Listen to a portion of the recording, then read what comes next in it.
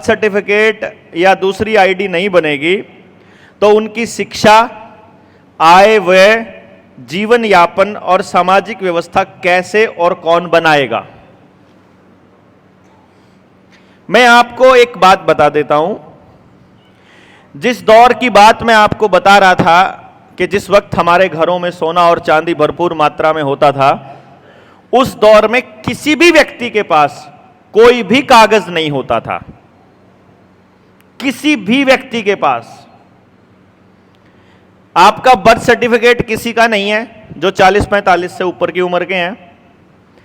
किसी के पास उस टाइम पे ड्राइविंग लाइसेंस की आवश्यकता नहीं थी, खेत में ट्रैक्टर जिसको चलाना है।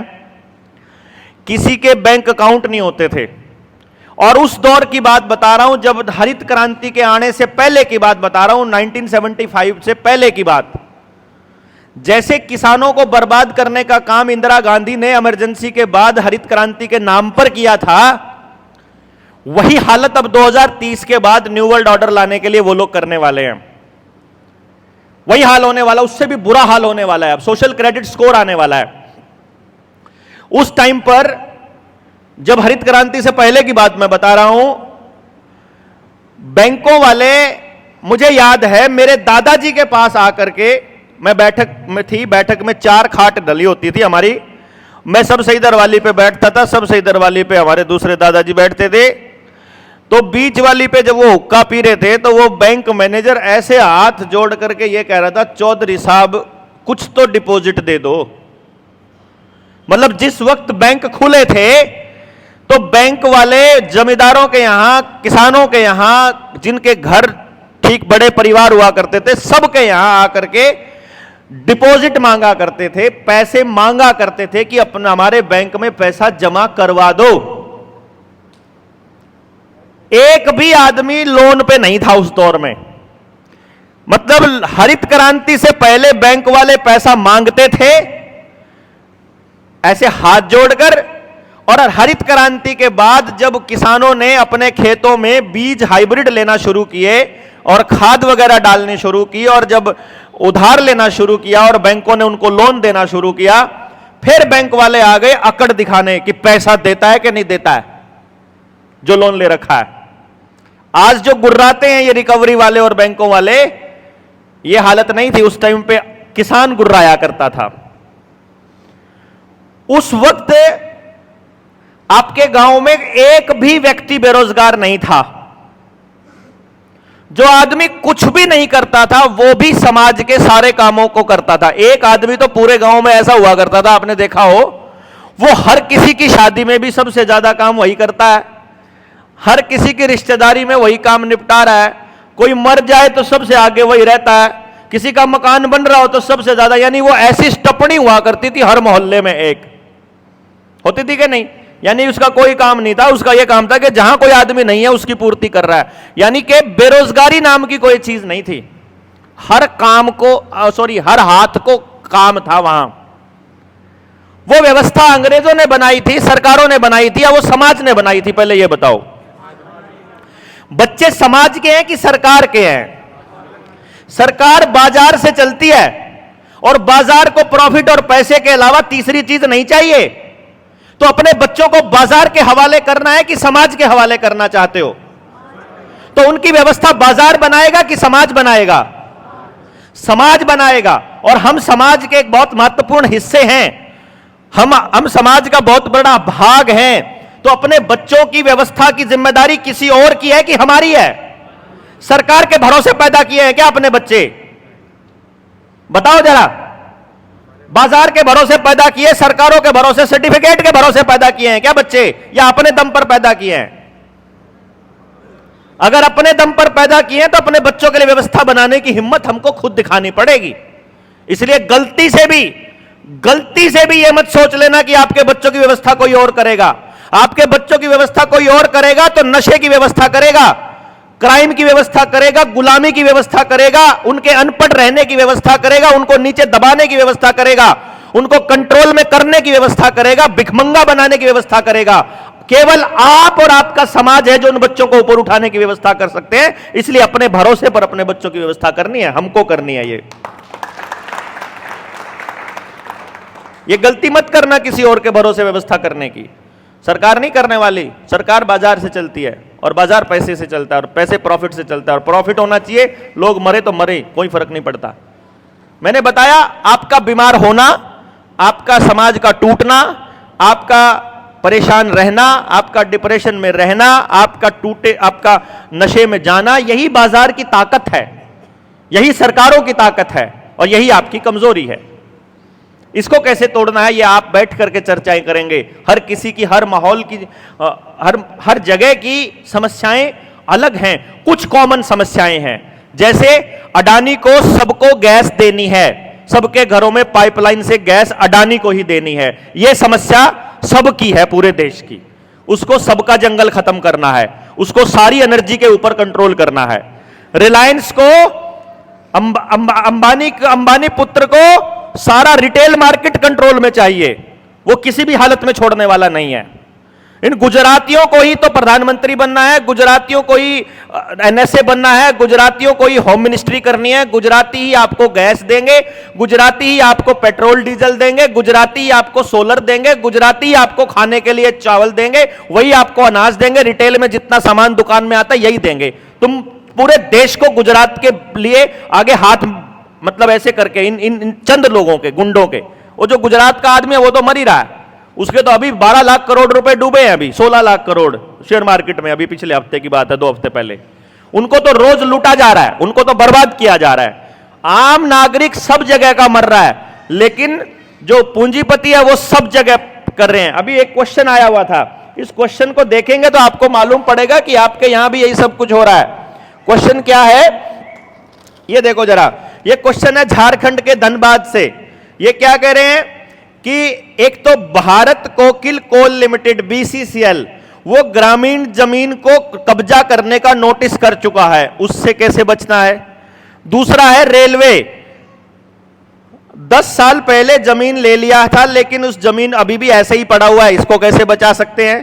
और अडानी ग्रामीण जमीन पर कब्जा करने के लिए नोटिस दे चुका है, इसको कैसे बचाएं। ये झारखंड की बात बता रहा हूं, सेम छत्तीसगढ़ में हो रहा है, सेम कश्मीर में हो रहा है, सेम हरियाणा में हो रहा है, सेम पंजाब में हो रहा है। ये सबकी प्रॉब्लम है और यहां भी हो रहा है, राजस्थान में भी हो रहा है। हरियाणा में तो यहां तक आ गया कि 4-5 गांव की 5000 एकड़ जमीन को खाली करने का नोटिस आ गया कि ये गांव उजाड़ने हैं, कहीं और बसाने हैं, क्योंकि बीच में से उनके भारतमाला का प्रोजेक्ट आ गया है, ये गांव उजड़ने चाहिए, वो ऐसा बोल रहे हैं। यानी कि ये उजड़ने की समस्या सिर्फ आपके अकेले झारखंड की नहीं है, अकेले बिहार की नहीं है, इनको सब पे कंट्रोल चाहिए, हर चीज पे कंट्रोल चाहिए। और उस कंट्रोल के लिए ही भारतमाला प्रोजेक्ट बन रहा है। भारतमाला प्रोजेक्ट का मालिक कौन है मालूम है? भारतमाला प्रोजेक्ट किसका है? गडकरी के बेटे का और गौतम अडानी का मिलकर के साझे में है। सारा टोल कलेक्शन किसको जा रहा है? इन्हीं 2 लोगों को जा रहा है। इसीलिए भारतमाला प्रोजेक्ट के तहत जितने पुल गिरे इस बारिश के अंदर और पिछली बार, एक भी पुल के ऊपर चर्चा नहीं हुई। यहां तक कि प्रधानमंत्री के पार्लियामेंट क्षेत्र के शहर बनारस के अंदर उस टाइम पे कितने सैकड़ों लोग मरे थे पुल के नीचे दब करके, लेकिन किसी को कुछ खबर नहीं पूरे देश के अंदर। तो कोई पूछ नहीं रहा कितने लोग उजाड़ने हैं, कितने क्या करने हैं। भूमि अधिग्रहण का कानून पहले बना इससे, और कानून बनने की ताकत कहां से मिली? आपकी वोट से मिली। आपने ताकत दे रखी है, आप ही की ताकत के भरोसे कर रहे हैं और आप ही कह रहे हो कि कैसे करें। अरे आपके पास ताकत है वो आदेश वापस लेने की। किसानों ने इतना बड़ा एग्जाम्पल सेट किया, करना इधर दिल्ली के चारों तरफ जब बैठ गए, सुप्रीम कोर्ट ने जब आदेश दिया कि हमें कमेटी बनाएंगे, उसकी बात माननी पड़ेगी, तो किसानों ने 1 मिनट में कह दिया नहीं मानते सुप्रीम कोर्ट की, नहीं मानते सरकार की, हम मालिक हैं, हम तय करेंगे हमको कौन सा कानून चाहिए कौन सा नहीं चाहिए। जबरदस्ती भला करने वाली सरकार पहली बार देख रहे हैं यार। मतलब आपको समझ में नहीं आ रहा, आपके दिमाग पे काम नहीं कर रहा है कि आपका बच्चा कैंसर से मरेगा तो आपको खर्चा करने पड़ेगा, चाहे जमीन बेच करके करो। आप बुखार में मर रहे हो तो आपको बच्चे का जन्म करवाना है, आपका डिलीवरी का केस है, चाहे आप प्राइवेट अस्पताल में आपके 5 लाख लगो 10 लाख लगो, उनको कोई मतलब नहीं है। आप जिस मर्जी बीमारी से जैसे मरो वो आपको अपनी जेब से खर्चा करना पड़ेगा, लेकिन कोरोना से आपको नहीं मरने देंगे वो, उसकी चिंता उनको बहुत है। जो बीमारी आपको है नहीं उसकी तो चिंता उनको खूब है, और जो बीमारी है उसकी चिंता उसके लिए हम बर्बाद होते रहें। बच्चा आपका बीमार हो जाए तो अस्पताल में पैसे आपको खुद खर्च करने पड़ रहे हैं, और पैदा होने के बाद यदि आपका बच्चा ठीक ठाक हो तो कह रहा है नहीं टीका लगाएंगे इसको, कहीं ये बीमार ना हो जाए। होने से पहले सारी चिंता है उनको, होने के बाद की नहीं है। इतना नहीं समझ में आ रहा है? ठीक ठाक बच्चे को कोई चीज क्यों दे रहे हो आप? कोई केमिकल क्यों दे रहे हो? शरीर केमिकलों के लिए नहीं बना हुआ, ये बॉडी केमिकलों के लिए नहीं बनी हुई भाई। मांसाहार के जैसा है केमिकल, ये हमारा शरीर मांस के लिए नहीं बना है। और हमें समझ में नहीं आ रहा क्योंकि हमें कोई बताने वाला नहीं है। आपका सरपंच, उसको पैसे खाने हैं, आपका तहसीलदार, उसको पैसे खाने हैं, आपका पुलिस का अधिकारी, उसको पैसे खाने हैं, सबको पैसा खाना है। पैसे के चक्कर में वो सब आपको अंधी दौड़ में भगा रहे हैं, सब आपको उल्टी दिशा में भगा रहे हैं। और वो कह रहे हैं नहीं लगवाओ इंजेक्शन, बनवाओ सर्टिफिकेट, बनवाओ कागज, आधार बनवाओ, दो सारे कागज, सब देना पड़ेगा। एक नोटिस आ जाए सबकी हवा निकली रहती है। सारी पिछले 10 सालों से लाइनों में लगे खड़े हो, आधार कार्ड की गलतियां ही ठीक नहीं हो रही आपसे, कभी फैमिली आईडी की, कभी जमीन के कागज, कभी किसकी, ऐसा ही हो रहा है ना, सबके साथ ऐसा ही हो रहा है। पूरे देश को लाइनों में लगा के रखा हुआ है, क्योंकि असली बात पर चर्चा ना हो जाए इसलिए डरते हैं ये हरामखोर, और इसलिए आपको गलत चीजों पर लगा रखा है। अगर जैसे ही लाइन से आओगे, घर पे आओगे तो अपने मोबाइल में देखोगे वहां हिंदू मुसलमान का कचरा मिलेगा, या राजस्थान में आ जाओगे राजपूत नॉन राजपूत का कचरा मिल जाएगा, जाट राजपूत की लड़ाई दिखा देंगे। उधर हरियाणा में चले जाओगे तो वहां जाटों को दिखा देंगे, उधर जाओगे तो फिर उनको यादवों को दिखा देंगे, कभी किसी को कभी किसी को, और हम ऐसे उलझे पुलझे ऐसे गोल मोल घूमते रहेंगे, ऐसे चक्री काटते रहेंगे। लेकिन असल में बर्बादी सबकी होनी है, इसको सोचना है। ये मिलकर के प्लानिंग के तहत आपको बर्बाद कर रहे हैं, तो आपको प्लानिंग के तहत ही अपनी आबादी का इंतजाम करना पड़ेगा, अपने बच्चों के लिए सही रास्ता का इंतजाम करना पड़ेगा। अब वो पूछ रहे हैं किसी की इंसानों से इतनी बड़ी क्या दुश्मनी है कि इंसानों के डीएनए पर अटैक कर रहा है, और फ्यूचर के लिए क्या सावधानी और प्लानिंग होनी चाहिए। भाई इंसानों से नहीं है, उसको दिक्कत नहीं है, शैतान और भगवान, अगर हम इनका कॉन्सेप्ट देखें, अगर इनका कॉन्सेप्ट देखें कि भगवान का कॉन्सेप्ट और शैतान का कॉन्सेप्ट, भगवान जो है उसको ताकत मिलती है प्रेम से, आपके संगठित रहने से, आपकी पॉजिटिव ऊर्जा से, आपके अच्छे कर्म करने से भगवान को ताकत मिलती है। आपके डर से, लालच से, आपके अकेला होने से, आपके बीमार रहने से, इनसे शैतान को ताकत मिलती है।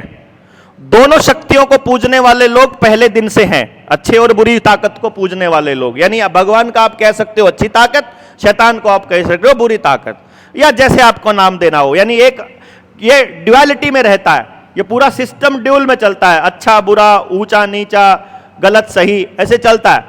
और इसको जब आप आगे फॉलो करते हो तब आपको तय करना है कि आप कौन सी दिशा में जाने वाले हो।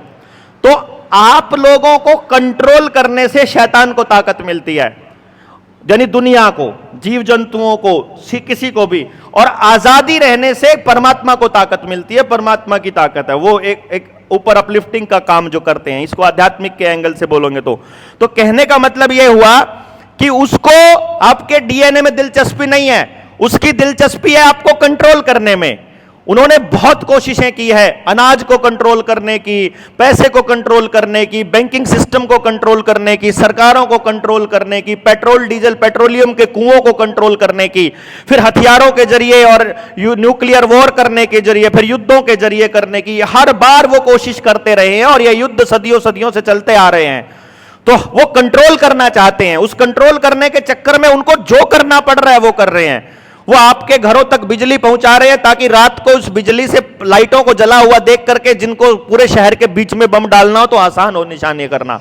अब वर्ल्ड वॉर चल रहा हो और आपके शहर के ऊपर बम डालना हो तो कितना आसान है।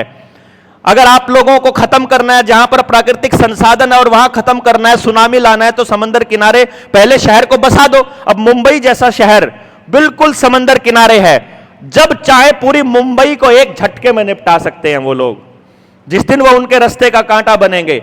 हमारा हरियाणा, पंजाब और पश्चिमी उत्तर प्रदेश का एरिया, वहां पर 2 बांध बने हुए हैं, एक टिहरी डैम है और एक इधर नंगल डैम है। दोनों डैम, भाखड़ा डैम जो इधर बोलते हैं, दोनों डैम ऐसे खतरनाक पोजीशन पर है, उन पर हल्का सा एक बम डालना है और पूरा हरियाणा, पंजाब और पश्चिमी उत्तर प्रदेश साफ हो जाएगा, पूरा पंजाब साफ हो जाएगा। और ये लोग प्लानिंग कर रहे हैं। इनको कंट्रोल चाहिए। पूरे यूरोपियन लोगों ने अमेरिका को बर्बाद कर दिया। आप लोगों को दिखाया जा रहा है कि अमेरिका दुनिया की सबसे बड़ी ताकत है। अरे अमेरिका में स्तन कैंसर के सबसे ज्यादा केस है परसेंटेज में, डिप्रेशन के सबसे ज्यादा केस है परसेंटेज में, फैमिली टूटने के सबसे ज्यादा केस हैं, सबसे ज्यादा कर्जा अमेरिका के ऊपर है, सबसे ज्यादा बेरोजगारी की परसेंटेज अमेरिका में। यह हालत है आज के टाइम पे अमेरिका की। और अमेरिका का जो नेटिव आदमी है, अमेरिका का जो ओरिजिनल आदमी है, जो इंडिजीनियस वहां का आदमी है, अमेरिका में नहीं बचा है।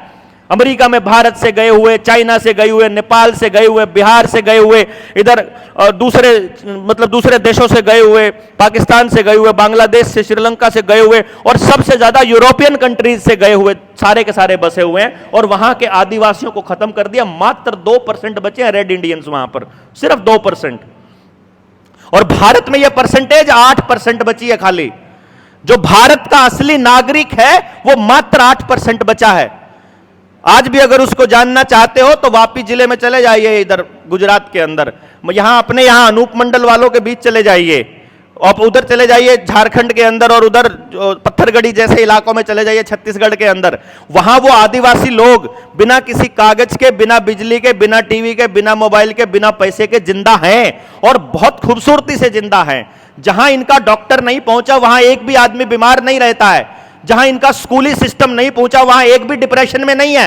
जहां इनके आदमी नहीं पहुंचे वहां सब आजाद है और मस्ती से जी रहे हैं, सब अपनी मर्जी से जी रहे हैं। पूरा इकोनॉमिक सिस्टम गजब का चला हुआ है, बिना प्रकृति का एक भी अंश जो है खराब किए हुए। और हम सब लोग यहां प्रकृति का सत्यानाश करते हैं, दिन से लेकर सुबह से लेकर रात तक। वो प्रकृति को इतना सा भी नुकसान नहीं पहुंचाते हैं। वहां प्रकृति का कानून चलता है, कुदरत का कानून। वो आपके कानून को नहीं मानते, इन सरकारों के कानून को नहीं मानते। वो कहते हैं हम सरकार हैं, हम हैं भारत सरकार, और एक्चुअली वही भारत सरकार है।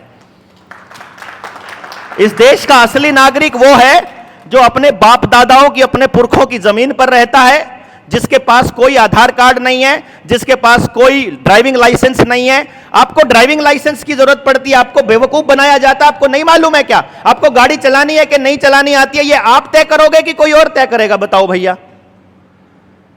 है आपने ड्राइविंग लाइसेंस बनवाया, अभी मान लो आप 18 साल के हो गए, आपने ड्राइविंग लाइसेंस बना लिया। ड्राइविंग लाइसेंस बनाने के बाद वो ड्राइविंग लाइसेंस 20 साल का बना। 20 साल के बाद आपका ड्राइविंग लाइसेंस को बोलते हैं एक्सपायर हो गया। 20 साल के बाद भूल जाओगे आपकी, पक्का हो जाएगा आपका ड्राइविंग। अरे 20 साल बाद आपकी ड्राइविंग और अच्छी होएगी कि खराब होएगी? पहले ये बताओ। अच्छी होएगी। वो कह रहे हैं नहीं 20 साल बाद दोबारा रिन्यू कराओ कि आप दोबारा ड्राइविंग करने वाले हो। अगर तुमको हमारा ड्राइविंग लाइसेंस रिन्यू करना है, घर बैठे करना पड़ेगा। अगर आप 1 लाख लोग इकट्ठे होते हैं ना वहां पर, जब मैं आपको बता रहा हूं, हम तय करेंगे हम ड्राइविंग लाइसेंस बनाएंगे कि नहीं बनाएंगे। अपनी गाड़ी पर तुम्हारे वाली प्लेट नहीं लगवाएंगे, हम अपनी प्लेट लगवा लेंगे। क्या दिक्कत है भाई?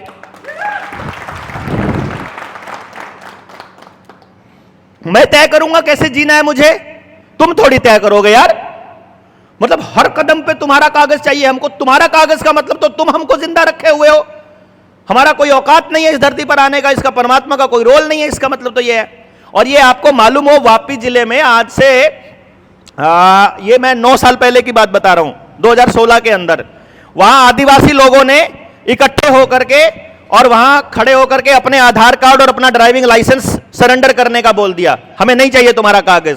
मैं आपको बता रहा हूं 7 दिन तक डेप्यूटी कलेक्टर वहां हाथ जोड़े टेंट लगाकर बैठा रहा था। मेरी नौकरी चली जाएगी, मेरे बच्चे भूखे मर जाएंगे, ये कार्ड सरेंडर मत करो, हम तुमको कुछ नहीं कहेंगे। और आज इस टाइम पे ये हालत है कि वहां के आदिवासी आदमियों को किसी पुलिस वाले की औकात नहीं है कि वो उनका लाइसेंस चेक कर ले। वो अपनी गाड़ी के ऊपर कोई नंबर प्लेट नहीं लगाते हैं, वो अपना नाम लिखते हैं, भारत सरकार लिखते हैं। उनके कोई औकात नहीं किसी पुलिस वाले की, उनका कुछ भी चेक कर ले। ये ऑलरेडी हो रहा है अपने देश के अंदर। अरे आप आवाज तो उठाओ ना अपने गांव के अंदर। आप अपनी पुश्तैनी जमीन को कभी मत बेचना है, मैं आपको पहले बता रहा हूं। ये लोग कोशिश कर रहे हैं कि आप अपनी जमीन को बेचकर शहर में शिफ्ट हो जाओ। ये आपको लालच दिखाएंगे, रियल एस्टेट में लालच दिखाएंगे कि गांव की जमीन में पैदावार नहीं होती है, प्लॉट ले लोगे तो बहुत पैदावार, वहां रेट बहुत बढ़ते हैं, वो ऐसा दिखाएंगे। और फिर ऐसा कर करके आपको पहले अपने गांव से विस्थापित करना इनका पहला काम है, क्योंकि यह भारत का नहीं दुनिया के और प्राकृतिक नियम में आता है कि यदि आप अपनी पुश्तैनी जमीन को छोड़ करके कहीं चले गए हो तो आप शरणार्थी माने जाओगे, तब आप इस धरती के मालिक नहीं रहोगे। आप इस धरती के मालिक तब तक हो, तब तक आप इस भारत के मालिक हो, जब तक आप अपनी पुश्तैनी जमीन पर रहते हो और आपको जिंदा रहने के लिए किसी कागज की जरूरत नहीं है, तब तक आप मालिक हो। तो अगर आप इकट्ठे होते हैं तो इनके कागज तो इनके मुंह पे मारेंगे हम, टेंशन की जरूरत नहीं है, समझ गए?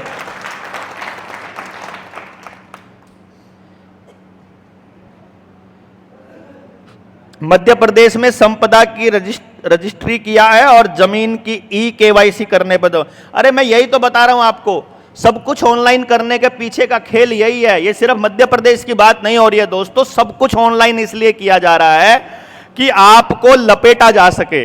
और हम लोग कई सालों से लगातार बोलते आ रहे हैं। पिछले महीने बैंक ऑफ अमेरिका में एक कांड हुआ, अगर आपको लोगों को नहीं पता हो तो। मैंने 2021 में पहली बार वीडियो बनाई थी, 2021 में, ध्यान रखना, जिस टाइम पे लॉकडाउन लगा हुआ था और वो वीडियो काफी वायरल हुई थी, करोड़ों में गई थी। उस वीडियो में मैंने एक एक्सप्लेन किया था, एक तो ये वैक्सीनेशन का दौर 2030 तक रुकने वाला नहीं है, दूसरा मैंने कहा था कि इस वैक्सीनेशन के बाद चिप आएगी, वो सारी दोनों चीजें सच हो गई हैं। तीसरी चीज मैंने कही थी 2021 में कि आने वाले टाइम में आपके सारे डॉक्यूमेंट ऑनलाइन हो जाएंगे, फिर एक दिन ऐसा आएगा आपके सारा पैसा भी ऑनलाइन हो जाएगा। यहां तक कि अब तो गोल्ड को भी ई गोल्ड में कन्वर्ट कर रहे हैं, प्रॉपर्टी को भी ई प्रॉपर्टी में कन्वर्ट कर रहे हैं, मतलब आप ऑनलाइन डालो, बस आपको फिजिकल कागज रखने की जरूरत ही नहीं है। आप सोचो, आपके सारे कागज सब कुछ आपका ऑनलाइन पड़ा है, वो ऑनलाइन आपने बनाया है क्या? वो ऑपरेटिंग सिस्टम आपका है क्या? यहां बैठी किसी सरकार के किसी मंत्री का है? कोई इस देश में बैठा कोई जिम्मेदार आदमी जिसका है? किसी का नहीं है, वो वहां बैठे बिल गेट्स का है। सारा एंड्रॉयड फोन बिल गेट्स के अंडर आता है, सारा का सारा विंडो, जितनी विंडो 10, 5, 2 जितनी है वो सारी बिल गेट्स की है। आपके हाथ में कुछ भी नहीं है, अपने पास तो अपना सर्वर और अपना डेटाबेस भी नहीं है, सब कुछ उनके हाथ में है। बैंक ऑफ अमेरिका में क्या हुआ, यह बात मैं 2021 में बोली थी। अमेरिका में टेस्टिंग की गई है कि भारत के लोग इससे सबक लेंगे कि नहीं लेंगे, दूसरे लोग इसके सबक लेंगे कि नहीं लेंगे। वहां हुआ ये कि इंटरनेट गायब हो गया, सबका इंटरनेट चला गया, इंटरनेट कई दिन तक गायब रहा, पूरे दिन गायब रहा मतलब। और शाम को जब इंटरनेट ऑन हुआ तो सबके खाते में जो बैलेंस दिखा रहा था वो 0 दिखा रहा था, सबके खाते में बैलेंस 0। चेक करो, बैंक का फॉल आउट चेक करो, मतलब उसके अंदर की पैसा गया कि नहीं, ब्रेकडाउन चेक करो, आपको ऑनलाइन मिलेगा, सारा खबर मिलेगी। सोचना, वहां पर बैंकों में बैलेंस 0 मिला, किसी के पास 2 करोड़ पड़ा था, किसी के पास 500 पड़ा था, कुछ भी, सब हफरा तफरी मच गई। लेकिन बैंक बैलेंस 0 था, लेकिन जितना लोन था वो यूं का यूं दिखा रहे थे। समझ गए? Bank balance 0। अच्छा, दूसरी बात, आप जितने लोग हैं, कितने लोग हैं जो बैंकों के साथ ट्रांजैक्शन करते हैं मोबाइल के साथ? हाथ खड़ा करके दिखाओ। ये सारे करते हो? आप लोगों को अपनी स्टेटमेंट ने प्रिंट किए हुए कितने दिन हो गए? कभी करी नहीं ना? आपने अपनी बैंक स्टेटमेंट प्रिंट नहीं करी। मान लो आपके पास स्टेटमेंट आती है तो कहां आती है? मोबाइल पर, ईमेल में आती है।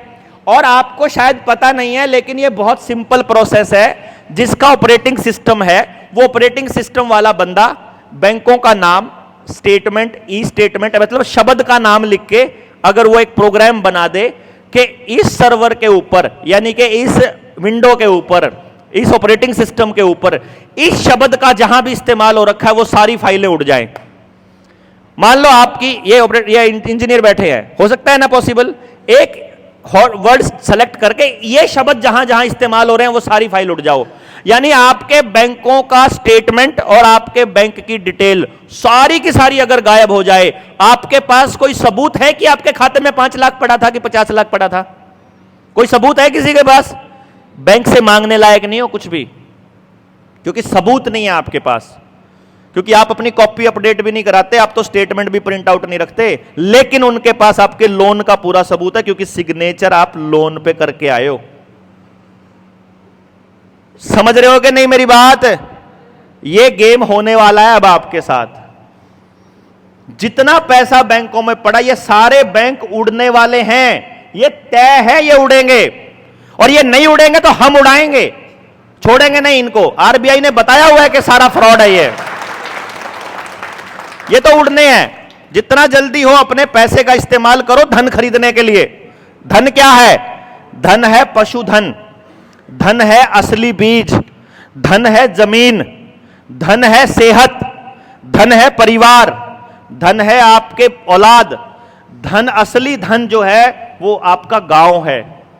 असली धन, धन धान्य से भरपूर सोना और चांदी, ये धन है। कपड़े धन नहीं है। जिनकी कीमत बढ़ जाती है रोज, वो धन है। आपने एक गाय खरीदी, एक भैंस खरीदी, 11 महीने बाद उसने कट्टी या कट्टा दिया, 2 हो गई ना, वैल्यू बढ़ी उसकी। मान लो, सोचो 8 अक्टूबर 2016 को नोटबंदी हुई। एक उदाहरण के तौर पे मैं मान लेता हूं, मेरे घर में और हम 8-10 लोगों के घर में 10-10 लाख रुपया रखा हुआ है। मैंने क्या किया? 10 लाख रुपए का सोना खरीद लिया। इन्होंने 10 लाख रुपए की भैंस खरीद ली, इन्होंने 10 लाख रुपए की जमीन खरीद ली, इन्होंने 10 लाख रुपए की कार खरीद ली, इन्होंने 10 लाख रुपए के कपड़े खरीद लिए और नोटबंदी हो गई। नोटबंदी होने के बाद और इन्होंने 10 लाख रुपए अपनी जेब में रख लिया ऐसे ही। नोटबंदी हुई, मोतीलाल ने बोला, मोतीलाल समझते हैं ना? मोतीलाल से थोड़ा कुत्ते वाली फीलिंग आती है, अडानी का कुत्ता बोलते हैं हम लोग उसको। मोतीलाल बोला, कल से जो आपकी जेब में नोट पड़े हैं ये सारे के सारे कागज का ढेर हैं, अब ये लीगल टेंडर नहीं रहेंगे। तो ये जिनके घर में 10 लाख पड़े थे, हो गया पानी, 10 लाख के 10 लाख खत्म। जिसने सोना खरीद लिया उसका सोना एज इट इज है, जिसने भैंस खरीदी उसके 10 लाख यूं के यूं है, जिसने जमीन खरीदी उसका 10 लाख यूं के यूं है, और जिसने गाड़ी खरीद ली थी एक रात पहले, अगले दिन बेचने जाओ 8 लाख की भी नहीं बिकेगी, उसकी कीमत कम हो रही है। जिस चीज की कीमत समय के साथ कम हो रही है वो कबाड़ है। जिस चीज की कीमत समय के साथ बढ़ रही है, जो चीज आपको कुछ कमा कर दे रही है, भैंस है, गाय है, सेहत है, जमीन है, ये आपको कमा कर दे रही है, वो असली धन है। जो फ्री में बढ़ रही है, जिसकी कीमत फ्री में बढ़ने का मतलब क्या? अच्छा, खेत में बीज डालोगे वो भी धन है। धन है जो, जैसे प्लॉट है, प्लॉट तो कुछ पैदा नहीं करता, प्लॉट तो बढ़ता भी नहीं है, जितना उतना ही रहेगा। प्लॉट की कीमत बढ़ना है, यह फ्रॉड है। ब्याज का पैसा, यह फ्रॉड है। किराए के पैसा लेना, यह हराम का पैसा है, जो किराए का पैसा है। एक आदमी को जितनी जरूरत है या एक जीव को जितनी जरूरत है, परमात्मा ने उतना इंतजाम किया होता है। कोई भी जीव इस धरती पर ऐसा नहीं है जिसको भूखा मारने का काम परमात्मा करेगा, सबका इंतजाम किया है। सिर्फ आदमी अगर ऐसा कर रहा है और भूखा मर रहा है तो उसका कारण है कि कोई दूसरा आदमी अपनी जरूरत से ज्यादा उसके पास संग्रह किया हुआ, उसने लालच में, किसी और के लालच में कोई और भूखा मर रहा है। किसी के पास 3 प्लॉट है तो वो 2 हराम के हैं, वो अगर उनका किराया खा रहा है तो वो हराम का खा रहा है। और अपने आसपास नजर दौड़ाओ, जो भी किराए का पैसे से अपना घर चलाते हैं, जो किराए से कमा रहे हैं, जो ब्याज का पैसा कमा रहे हैं, या जो ऐसे प्रॉपर्टी डीलिंग में, सबके बच्चे नशेड़ी और खराब हुए पड़े हैं, सबके टोटली। नहीं है तो बताओ, है कि नहीं? मेहनत से करने वाला व्यक्ति, ईमानदारी से करने वाले का बच्चा आज भी उससे बात करना चाहता है, आज भी उसके पास बैठता है, सबसे बड़ी अचीवमेंट है उसकी। लेकिन जो इस तरह के हराम का पैसा खा रहा है, सबका सत्यानाश हुआ पड़ा है, और ये आगे और होना है। मैं बता रहा हूं, 2030 तक पूरी दुनिया 2 हिस्सों में बंटने वाली है। एक शैतान को पूजने वाले डरे हुए लालची और गंदे वैशी वाहियात और अश्लील गंदे लोग, गंदी सोच के लोग, और एक अच्छे लोगों की कैपेसिटी। और जो ये लालची और डूबे हुए लोग हैं, ये सब के सब मरने वाले हैं, क्योंकि इनको ही लेनी पड़ेगी अगली वैक्सीन। यही इकट्ठे नहीं रह सकते, इनको ही सारा पैसा चाहिए, और एक दिन ऐसा आएगा जब इनका परिवार भी इनके साथ नहीं देगा। और बाकी के लोग जो अच्छे वाले हैं, उनको पैसा नहीं चाहिए, उनको भाईचारा चाहिए, तो वो ईमानदारी से जीने की कोशिश करेंगे। माइंड जिनका शुद्ध होगा, जो दिमाग से सही होंगे, वो परमात्मा से जुड़ने की कोशिश करेंगे, परमात्मा उनके लिए अपने आप रास्ता निकालेगा। ये 2030 तक का एजेंडा है, एजेंडा 2030। इसको बचाने का खेल हम लोग ये जो लड़ाई लड़ रहे हैं, खेल कह रहा हूं मैं गलती से, ये लड़ाई जो लड़ रहे हैं, ये उन आदमियों को बचाने की लड़ाई है जो थोड़े बहुत, जिनका स्तर थोड़ा ऊंचा उठा है, जो लोग बचाना चाहते हैं दूसरे लोगों को, जो लोग दूसरों की लड़ाई लड़ रहे हैं। आप देखना, कोरोना के टाइम पर वही लोग सबसे ज्यादा सुरक्षित और सेफ थे जिन लोगों ने दूसरों की लड़ाई लड़ी। उनके घर पर अटैक सबसे कम हुए। जो अकेले थे, लालची थे, वो तो लाइनों में लगे हुए थे। इसलिए आपको सोचना पड़ेगा। ये रोबोटिक मच्छर तब भी काम करते हैं क्या जब आसपास कोई टावर ना हो? इसको देखना है। यह सवाल है और इस सवाल का जवाब आपको मिलेगा जब आप अपने मोबाइल पर कहीं जाने के लिए लोकेशन भर लेते हो। क्या उसके लिए भी आपको इंटरनेट की जरूरत पड़ती है? नहीं पड़ती है ना। इंटरनेट की जरूरत एक बार चालू करने के लिए पड़ती है। तो टावरों से कोई लिंक नहीं है इसका। आपको आपका आईपी एड्रेस या आपका मोबाइल का फोन नंबर या आपका चेहरा फीड करके भेज दिया जाएगा। उसके बाद आपको खत्म करना है कि आपको इंजेक्शन लगाना है। ये मच्छर का काम है, आपका काम नहीं है। ये शायद रोबोटिक मच्छर के बारे में आपको नहीं पता है, लेकिन बिल गेट्स ने ऐसे जेनेटिकली मॉडिफाइड मच्छर बना चुका है। वो मच्छर की साइज में वो यहां अवेलेबल है, तो कैमरे से आपकी इस पूरी वीडियो वहां भेज सकता है। मच्छर की साइज के, एक इतने साइज की मक्खी के साइज का रोबोटिक बॉम्ब बना चुका है जो आपके चेहरे को फीड कर देगा। जो आपका आधार कार्ड अपडेट करवा रहे हैं ना, वो इसीलिए करवा रहे हैं। मैंने एक वीडियो डाली थी 1 साल पहले। आप ग्रुप में जुड़ोगे तो मैं वीडियो दोबारा कोशिश करूंगा उसको ढूंढ के डलवाने की। उसमें मैंने पूरा इलस्ट्रेशन करता हुआ दिखाया था कि आपके चेहरे को उन्होंने रीड कर लिया, एक बारी उसमें फीड कर दिया। अब उसका टारगेट आप हो गए। आप जहां जहां जाओगे आपके पीछे पीछे जाएगा। जहां भी जाओगे उसको कोई मतलब उसके लिए कंट्रोल की, कोई रिमोट की जरूरत नहीं है। और वो हल्के से यहां आएगा, यहां पे आकर के आपको ऐसे लगेगा।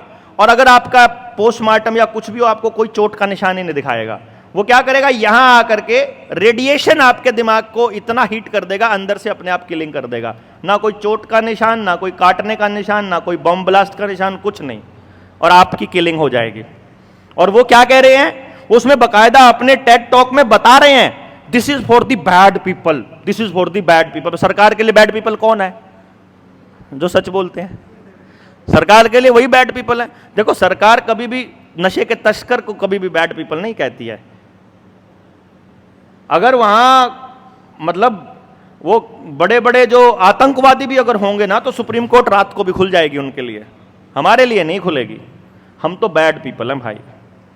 सरकार लोन ले ले जितना मर्जी वर्ल्ड बैंक से, वो बुरी नहीं है। हमसे अगर 20,000 नहीं दिए जा रहे तो हमारा मकान पक्का नीलाम होगा।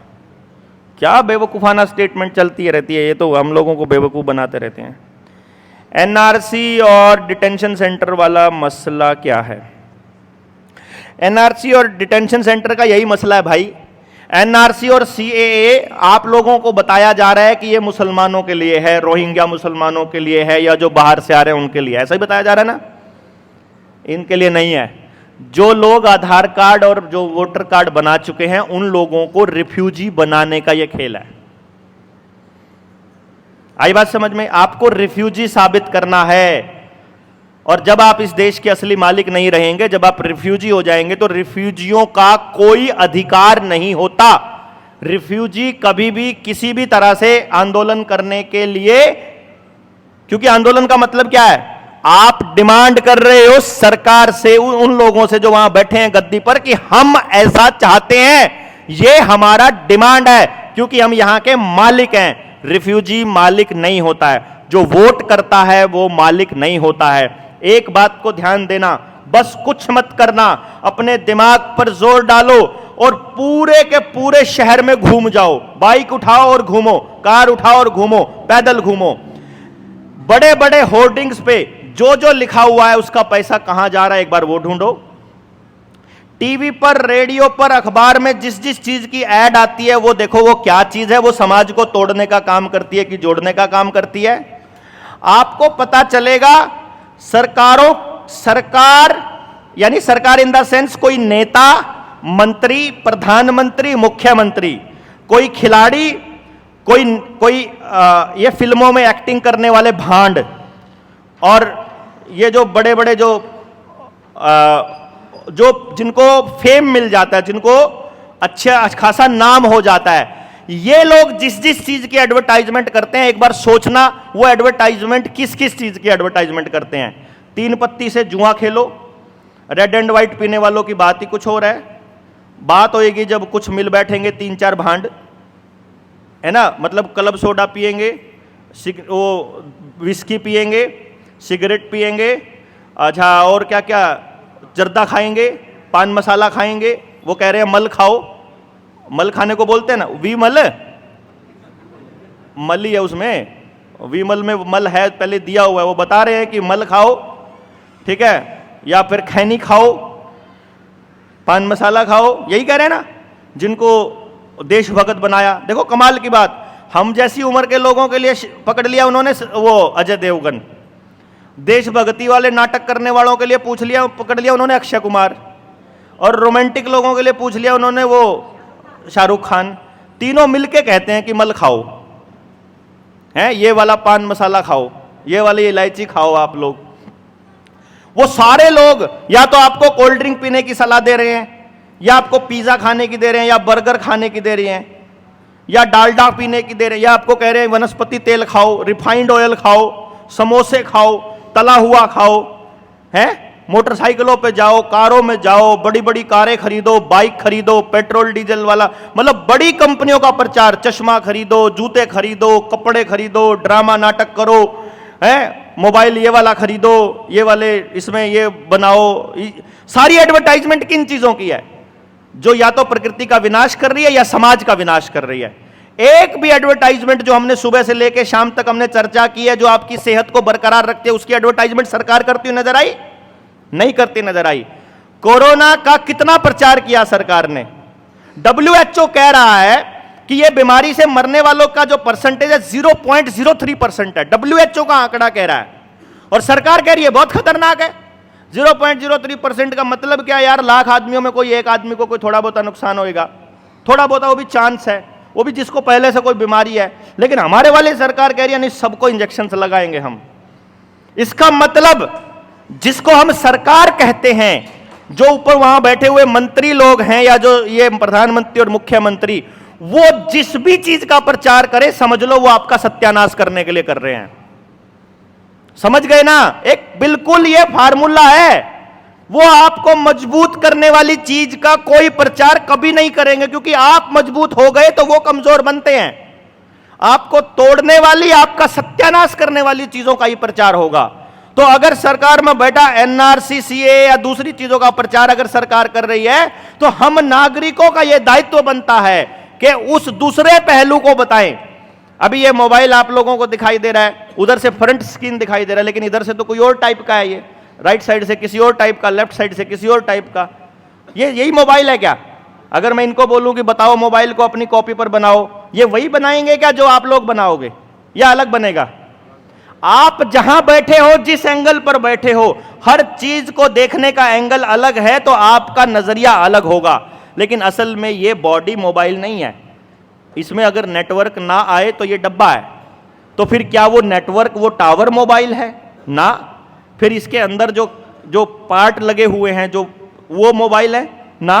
वो पार्ट किसी काम के नहीं अगर अंदर सॉफ्टवेयर ना हो तो। यानी कि सॉफ्टवेयर, हार्डवेयर, राइट लेफ्ट, आगे पीछे, स्क्रीन और की सारी चीजें मिलकर मोबाइल बनता है।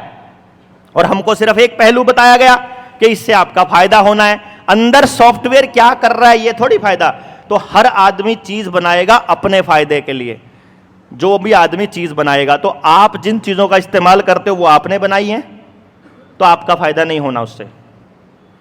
सीधा कॉन्सेप्ट है भाई, फालतू की साइंस लगाने की जरूरत नहीं है।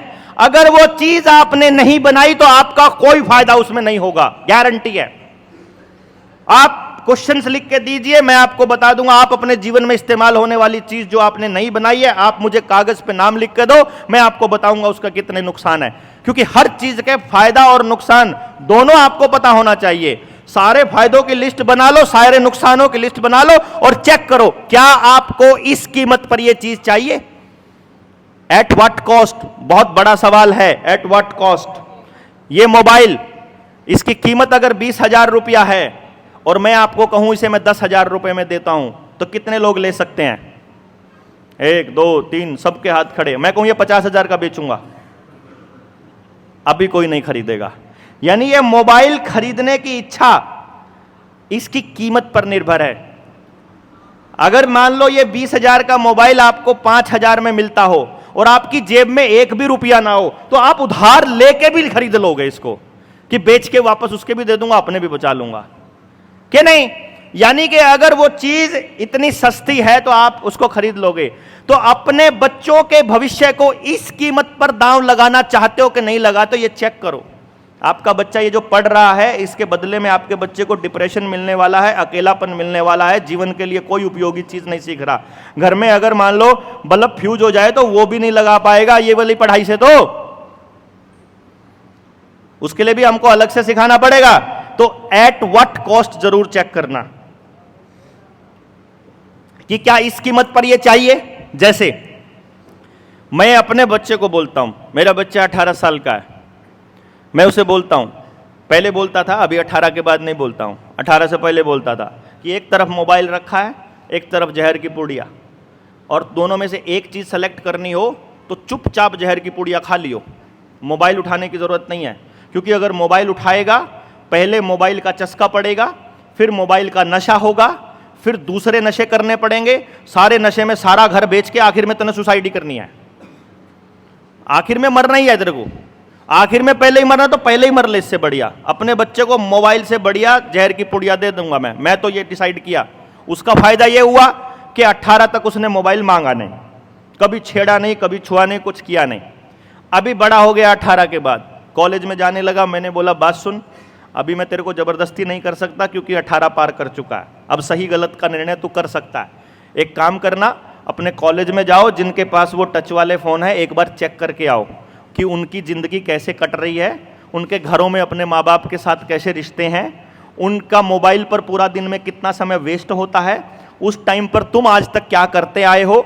अगर उस कीमत पर जो तुम करते आए हो उसको खोकर तुम मोबाइल लेना चाहते हो, मैं तुमको जितना महंगा कहोगे उतना महंगा मोबाइल देने को तैयार हूँ। उसने देख ही रखा है, बोला मैंने देख रखा है, सब गधों की तरह लगे रहते हैं, मेरे को नहीं चाहिए। वो सीधा बोलता है मेरे को फ़ोन, अब मुझे पता चल गया कि मोबाइल के बिना कितनी मस्त लाइफ है, एकदम टेंशन फ्री है, कोई चक्कर ही नहीं है, कोई लफड़ा ही नहीं है, किसी का टेंशन नहीं कि किसने क्या कमेंट किया, किसने क्या मैसेज किया, किसका क्या टेंशन। सबको मालूम है कि यशस्वी के पास फ़ोन नहीं है, सबको पता है, उसके दोस्तों को, तो सबने एडजस्ट किया हुआ है। उसकी माँ को मैसेज कर देते हैं, मेरे को कर देते हैं, मैं संदेश पहुँचा ही देता हूँ, सीधी सी बात है, बात खत्म, हो ही जाता है संदेश, कोई टेंशन नहीं। उतना टाइम वो कहाँ लगाता है, खेलने में लगाता है। 3 घंटे सुबह खेल लिया, 4 घंटे 2-3 घंटे शाम को खेल लिया, नहीं तो अपना काम कर लिया, नहीं तो पढ़ लिया, नहीं तो घूम लिया, सब काम है उसके लिए, मोबाइल नहीं छेड़ता। तो उसका कितना जीवन बचा हुआ है मुझे अंदाजा है। वो मैंने मोबाइल वाला एग्जाम्पल आपको दिया ही अभी 2 मिनट पहले। ये आपको, मैं अपने बच्चे को अपने हाथ से खोखला क्यों करूं, मैं अपने बच्चे को थोथा क्यों करूं भाई, मेरे को नहीं पड़ा। लेकिन चक्कर क्या है, मैं अपने बच्चे को बचा के करूंगा क्या, उसके लिए लड़की कहां से लाऊंगा। अगर समाज में सारी लड़कियां मोबाइल वाली होंगी तो मेरे को तो बिना मोबाइल यूज करने वाली लड़की चाहिए ना, उसके लिए अपने घर में बहू बना के लाने के लिए। तो इसलिए आपके बच्चे बचाना मेरी मजबूरी हो गई है? इनको भी चाहिए, तो हमको अनवैक्सीनेटेड भी चाहिए, बिना मोबाइल यूज करने वाली भी चाहिए। तो ढूंढ ढूंढ के कहीं, मैं क्या पता मैं उसी के लिए घूम रहा हूं भाई। पूछते हैं कि क्या करोगे, तुम्हें क्या मिलता है। मतलब आपको, आपका बच्चे के साथ में काम करने वाला बच्चा कोई नशेड़ी है तो आपके बच्चे को नशा ही सिखाएगा, और अच्छा है तो अच्छा सिखाएगा। तो अपने बच्चे के भविष्य के लिए आपके बच्चों का भविष्य बेहतर बनाना मेरी मजबूरी है, और यही समाज का काम है, सिंपल सा फंडा है, और यही जनता सरकार मोर्चा का काम है, इसी काम पे अपन लगे हुए हैं। तो सीए और एनआरसी के चक्कर में नहीं पड़ने का है, अपने को अपनी इस देश के मूल निवासी होने की, अपने इस देश का मालिक होने की, दोबारा से उस पोजीशन को क्लेम करना है। इसके लिए जनता सरकार मोर्चा ट्राई कर रहा है कि हम मालिक हैं। समझ गए? आरबीआई कैसे प्रूव होगा कि ब्रांच बैंक ऑफ इंग्लैंड की ब्रांच है? देखो भाई, प्रूव करने को तो कैसे ही करेंगे, लेकिन 2-3 तथ्य दे देते हैं हम लोग, जिससे आपको साबित हो जाएगा, जिससे आपको पता चल जाएगा। पहला पॉइंट, 1934 में ये बना था।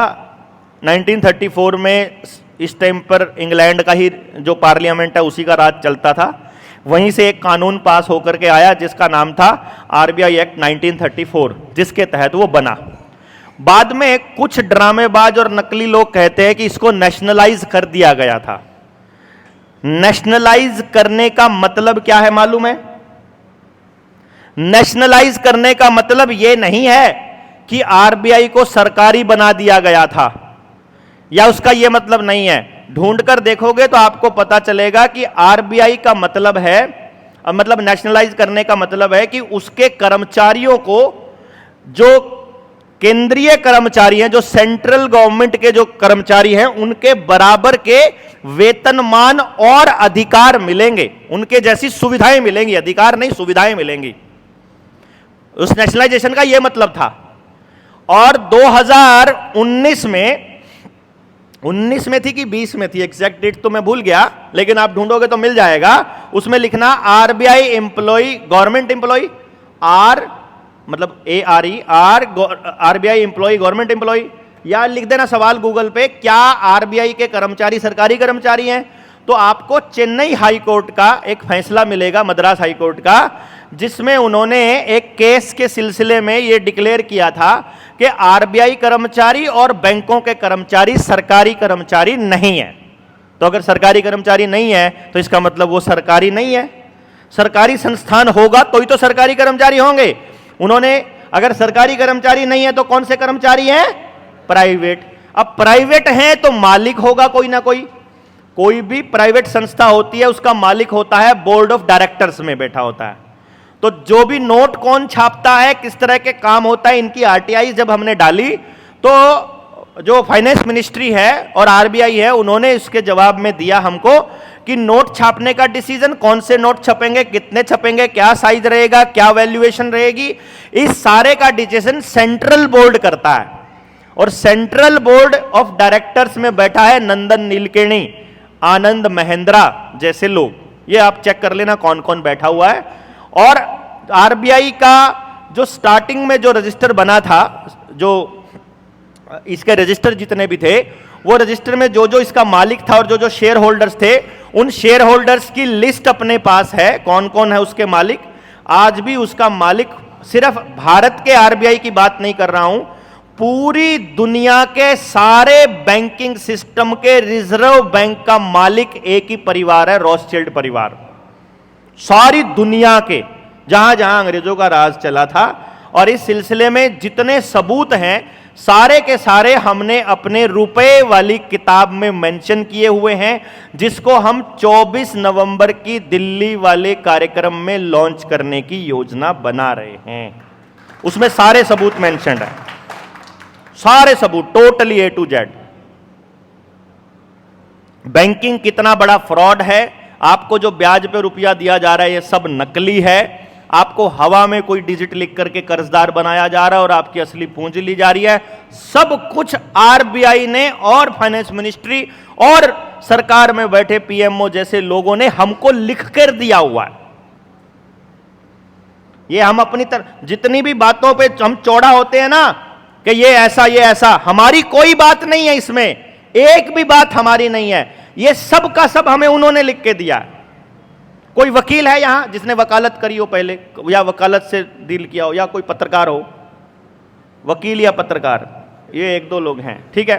अभी मैं आपसे एक सवाल पूछ रहा हूं या मैं आपको एक बात बोल रहा हूं, इसका मतलब बताना। ये वकील इसलिए है क्योंकि वकीलों के पास दलील होती है बात की। मैंने एक सवाल पूछा और उसका जवाब का मतलब बताना क्या है। सवाल यह है कि मेरी जेब में यह पड़ा हुआ नोट असली है कि नकली है, यह कौन सी चीज बताएगी? अगर मैं इसी कागज का, इतने ही साइज का, इसी रंग का, किसी और नंबर से नोट छाप लूं, क्या वो 100 रुपए में ही चलेगा? क्या उसकी वैल्यू उतनी रहेगी या वो नकली कहलाएगा? इसको असली कब कहेंगे? आरबीआई किस आधार पर छापेगा? आरबीआई किस आधार पर छापेगा? तो हमने सवाल किया, वैध रुपया क्या है?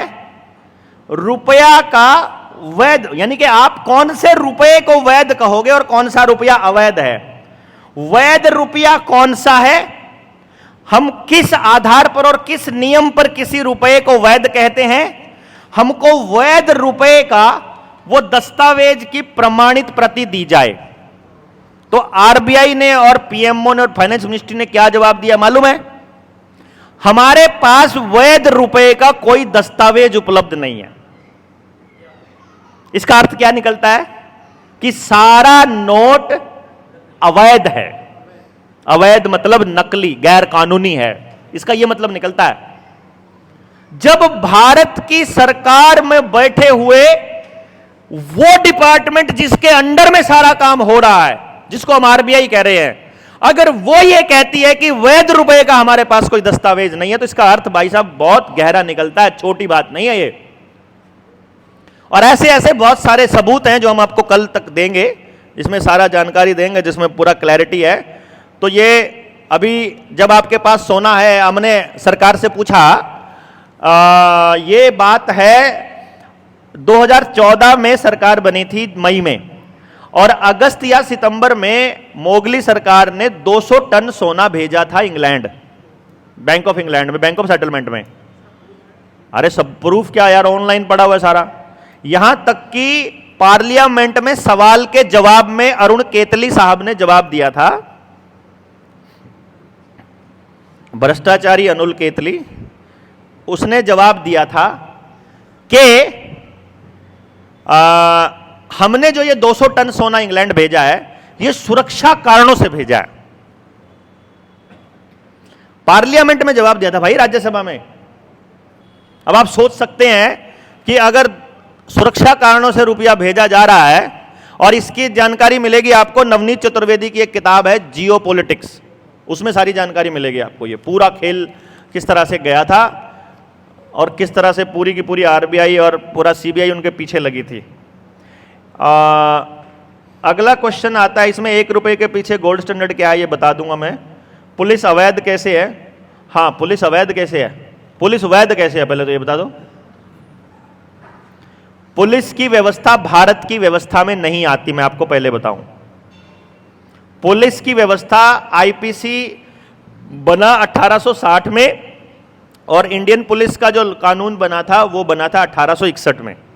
उसी कानून के तहत पुलिस की स्थापना हुई थी, और 1870 में इंग्लैंड की रानी को यह कह दिया गया था कि तुम्हारी जो व्यवस्थाएं हैं ये 1969 तक ही इस देश के अंदर रह सकती हैं, इस देश में, उसके बाद तुमको जाना पड़ेगा।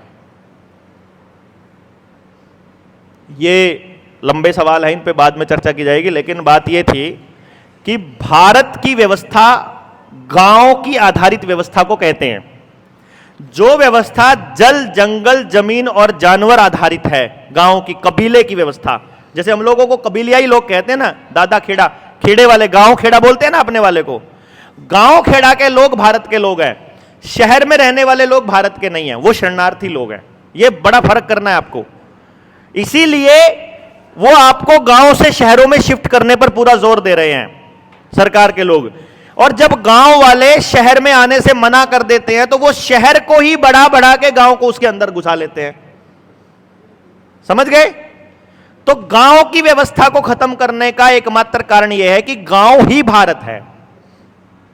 और अगर आपकी व्यवस्था सारी की सारी जल, जंगल, जमीन पर आधारित हो, तो आप इसके मालिक हैं।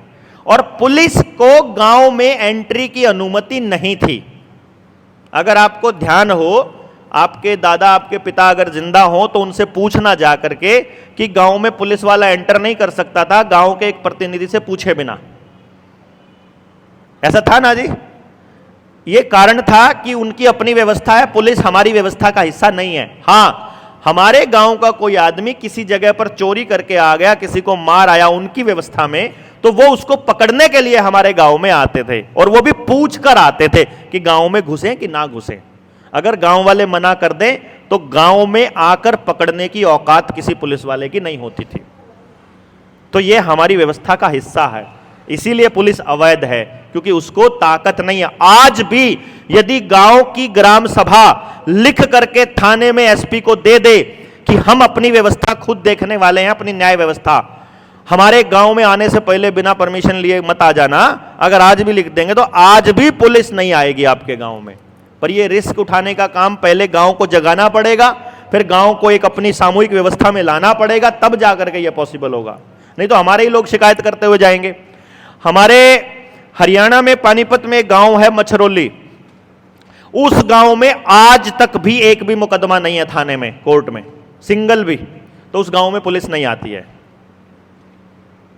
क्योंकि जब कोई शिकायत ही नहीं है, जब तक हमारी शिकायत नहीं जाएगी तब तक कोई पुलिस एंटर नहीं कर सकती।